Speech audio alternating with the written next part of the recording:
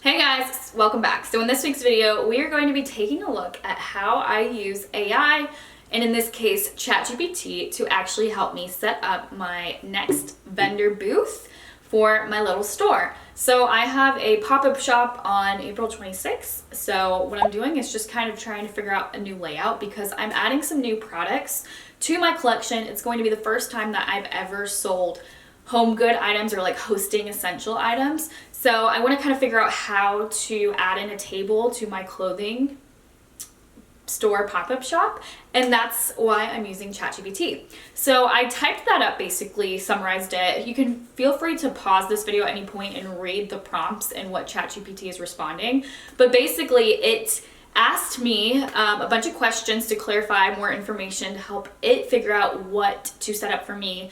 Things like the style, the booth size, and different things like that. So I responded, provided those answers, and that's where it came up with this particular booth setup, which I think is a good starting point, but I want to further prompt it to get closer to what I'm looking for. So for this particular pop-up event, I can't have a tent. The event organizer said no tents unless it's forecasted to rain, and I feel like that setup was a little bit more bland or like too beige for me. I want it to be more colorful. So I asked for it to do something like that, and that's where it gave me this option, which looks nice. Well, still not close to what I want it to be. I asked it to add in some like nightstand tables because I have those that I usually put at the front of my clothing racks, and of course it just decided to put them in the walkway, which won't quite work for me. So I asked it to move the nightstands. I previously had asked for a checkout area, and it just gave me a checkout sign, which is in front of the clothing rack, which is not what I'm looking for. And I also told it specifics about the types of hosting items or the products that I'm selling to show on the table. So those are some of the main updates I'm asking for this time around. So we'll see if it kind of has a better idea of what I'm looking for.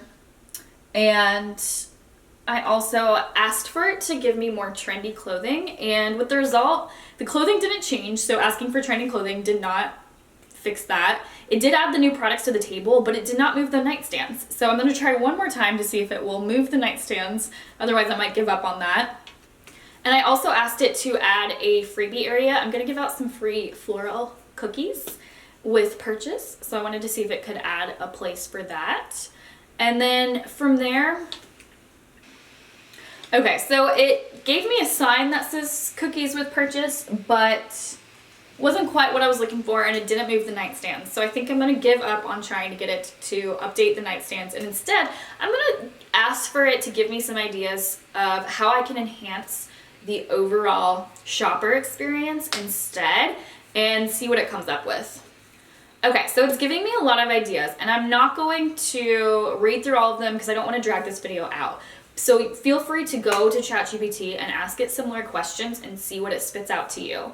But essentially, I'm reading through what it's giving me, and I'm thinking about what actually I could make happen and like what's feasible for my own setup. Some of these ideas are great, but not really feasible due to either size constraints. I only have a small booth to work with, and I also am a one-woman show, so I can't really carry everything that it's suggesting by myself. I will have one person there to help me pack up and to set up in the morning, but even then, I don't have enough room in my car for all of the ideas, so I have to kind of pick and choose.